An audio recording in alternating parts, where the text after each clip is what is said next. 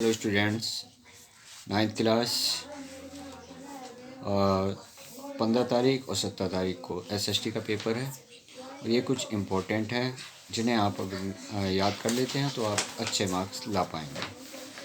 तो सबसे पहला, द्वितीय विश्व युद्ध के बाद या पहले क्या क्या हुआ, जैसे निर्दोष नागरिकों की हत्या, सामूहिक हत्या, ये सारी चीज़ें आपको याद कर लेंगे द्वितीय विश्व युद्ध की।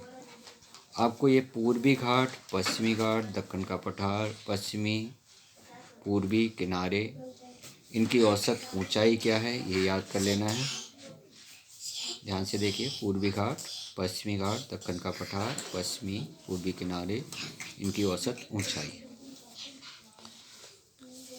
यूरोप में सामाजिक परिवर्तन में लोगों के अलग अलग मत थे।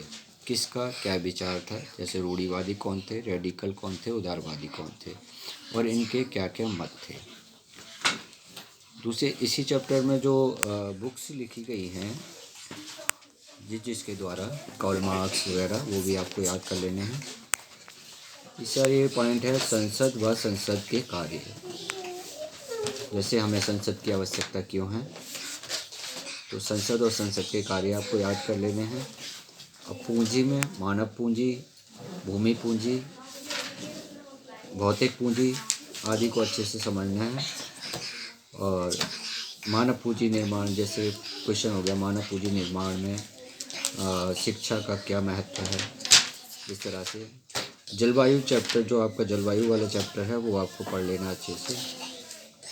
चैप्टर प्राकृतिक वनस्पति और वन्य प्राणी, चैप्टर में क्या करना है आपको, औपनिवेशिक शासन के समय में वन अधिनियम बने, उनका विभिन्न समुदायों जैसे चरवाहे, गोमंतु किसान, स्थानीय लोग, व्यापारी और बड़े अफसर जो शिकार करते थे, उन पर क्या प्रभाव पड़ा।